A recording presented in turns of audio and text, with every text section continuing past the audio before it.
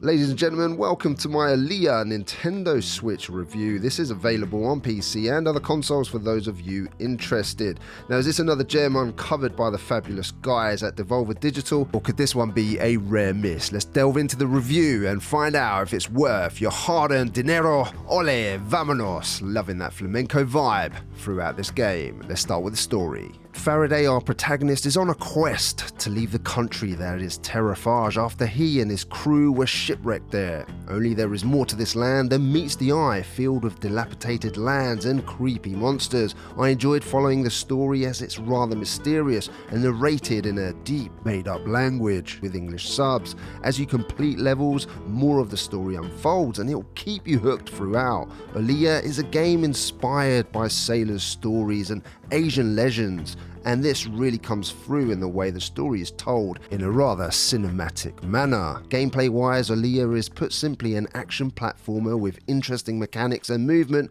which feels a lot like Dead Cells. Faraday has the ability to attack using a sword or a special harpoon. Action takes place in levels split into rooms on remote islands, which you'll sail to using the NPC sailor. Olija almost feels at times like a Metroidvania, even though it isn't one. The harpoon makes playing rather interesting for both combat and the way you maneuver Faraday through the levels. Launching a harpoon into an enemy and it will lodge satisfyingly into that enemy, allowing you to pull yourself towards them with the harpoon lodged using the attached chain. You can then finish off said enemy with a couple of melee attacks and it all feels great. You can melee attack with your sword too, keeping up combinations with both the use of that sword and harpoon in those melee attack flurries, which will finish off your enemies pretty sharpish.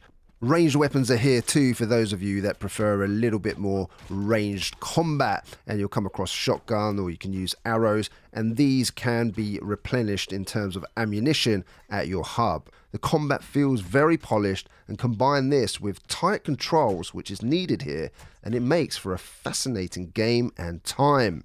The harpoon can also be used to hook onto what I can only describe as hanging eyeballs from the ceiling or other aspects in those rooms, in which you can launch Faraday up into harder to reach platforms and even find secrets if you manage to hook onto an unseen eyeball. Now, there are a good few secrets where collectibles and chests are hidden to discover, and that loot is there for you to find in all of those nooks and crannies, so it pays to explore. Now, those eyeballs allow you to get from one part of the screen to another pretty sharpish, with each having a number of entrances and exits where you can go up, down, left or right, or a combination of those. It's not really a scrolling platformer, this is more like Flashback or Another World. In fact, the art style in some parts rather reminds me of those games, but more on that later. Levels are short and sweet, requiring a variety of enemies to be taken out, simple puzzles to solve, or platforming sections along with various traps to overcome. There is one criticism early on, is that the enemies seem to be quite easy to defeat and only require you to spam the attack button to get the job done.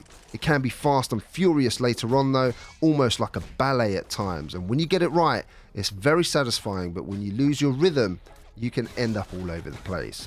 Bosses are a lot more engaging in that they require more skill for you to take them down, and they are a fair number of them too. In between sailing to new islands, acquiring a key, new skills or weapons, you'll be able to return to your hub, Oak Tide, where you can upgrade your health bar by say +10 by paying some cash earned through the levels. You can eat some food to replenish health and even craft special hats. These hats can be chosen before a level, which will grant you handy buffs to help you with the task at hand. A good few hats are available from you collecting a number of materials from the levels like bones, from skeletons or feathers and other such items to make these hats. Now, hats give you that nice extra boost which is needed when you progress, but also choosing the right hat for the right situation is also a given here. There's no good choosing a hat which grants you the ability to electrify your harpoon if you're spending a good amount of that time in a water themed level. Yes, I did electrocute myself a number of times. On the other hand, a hat which gives you the ability to not take so much damage from acid comes in handy when coming across pools of the stuff. Now, exploring also pays dividends, as you'll be able to find crew members to take back to your hub by finding the cages that they're locked up in and releasing them, and also finding items for crafting those all-important hats, as well as other collectibles of little ships in little bottles. So the action and platforming are fun, but there is also puzzle elements and some stealth level parts too. Later on, you will acquire a larger sword with the ability for it to be ploughed into the ground and to be left there. This again allows you to explore a different part of the room and then to swish back to the sword at a touch of a button. Used in combination, these can lead to some sometimes frustrating pull your hair out moments, but also satisfying, as these weapons both have that pull towards them ability. Together, there are some cool puzzle elements where you'll need to use both weapons and these abilities to get through some of the more difficult puzzle elements of the levels.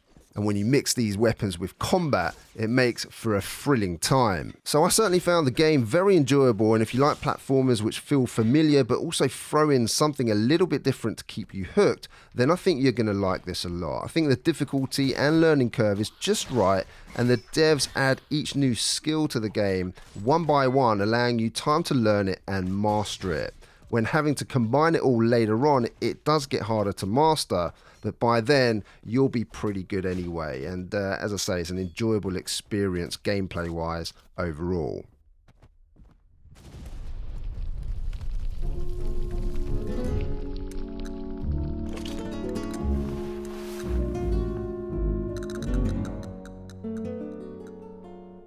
The audio quality in this game is rather sublime. When you come across a boss, they speak in a very loud but deep tone, giving them a very menacing sound. The sounds in the background that the enemies make are unsettling to say the least, and it feels like you're in a place that you cannot wait to get the hell out of. The narration in the made-up language is also fantastic, really sounding mysterious and getting you invested into its world. Now, the backing tracks here sound just right, giving off a mysterious tone, and some of those tracks inspired by flamenco is absolutely fantastic. We don't hear enough flamenco in games, and you can certainly pick up the castanets and the guitars, which you don't get much of in games, to be honest. And being from a Spanish heritage myself, this was a personal delight for me.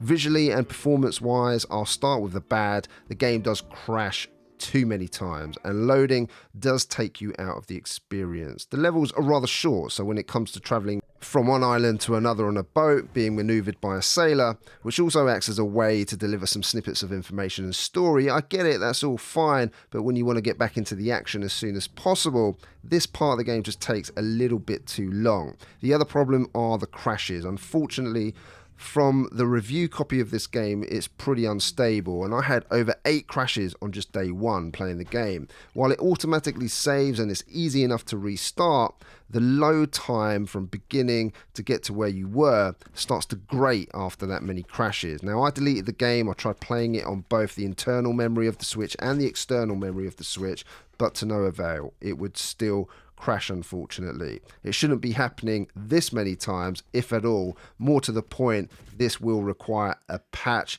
but hopefully, as it's Deveolver Digital as the publisher, it will get sorted rather sharpish. In terms of performance in the game, though, I'm glad that I didn't notice any slowdown in either docked or portable mode, so that was good news. And you either like pixel art or you don't. I really like this, but that's because I played a lot of these type of games when I was a kid, like Flashback, Another World, and you could also add Prince of Persia to that list. While not the largest amount of detail, the visuals mixed with the sound design complement each other in such a way that it transport you to this mysterious place. A really good job by the small indie team Skeleton Crew Studio. In terms of value, though, looking at £12.99, $14.99 or €14.99. And to be fair, I think that's a pretty fair price. It's not the longest game I've ever played, but it gives you a good amount of hours playtime at around 6 hours or so, depending on your skill level. And while at first it's not the most challenging, later on you will have your hands full mastering all the skills available. But it is enjoyable from start to finish, and if you like a good solo experience, it's good value, and you know Deveolver Digital are good for it. They always seem to pick the gems, but they need to fix those crashes. Now, before I get into my verdict, if you are enjoying this video, ladies and gentlemen, we would love you to subscribe and hit that bell notification so you don't miss another video, because of course, we'd love to see you on our next video. Let's talk about that verdict then. Olija has a mysterious story, interesting tight gameplay and mechanics, and is ultimately fun to play and discover the new skills available. All said and done, the story keeps you intrigued. The design, while minimalistic in its pixel design, along with the sound design, make for an already compelling experience. Add to that the fantastic, tight and enjoyable gameplay, and Deveolver have picked another winner. Sort out the crashes though, and you have an absolute indie gem that you'll want to add to your collection. An 8.5 out of 10. Ladies and gentlemen, if you enjoyed this review, then please consider subscribing, hitting that bell notification. We'd love to see you again on our next video. And if you're still watching, you're a Switch Watch legend. Thank you so much. We really do appreciate that. I want to take a moment to thank all of our existing subscribers, watchers, and members who actually pay us a monthly subscription fee to support us. We really do appreciate that, and you can join our membership tiers if you wish to, just by going to our channel, and you've got a join button with all of the options too. It's because of all of that wonderful support that we've been able to launch a new channel. If you're into the PlayStation 5 and Xbox Series X or S, take a look at Games Expanse. I'll put a link down in the description, and we'll hope to see you over there. Take care everybody, it's been a pleasure. I'll see you again on the next one.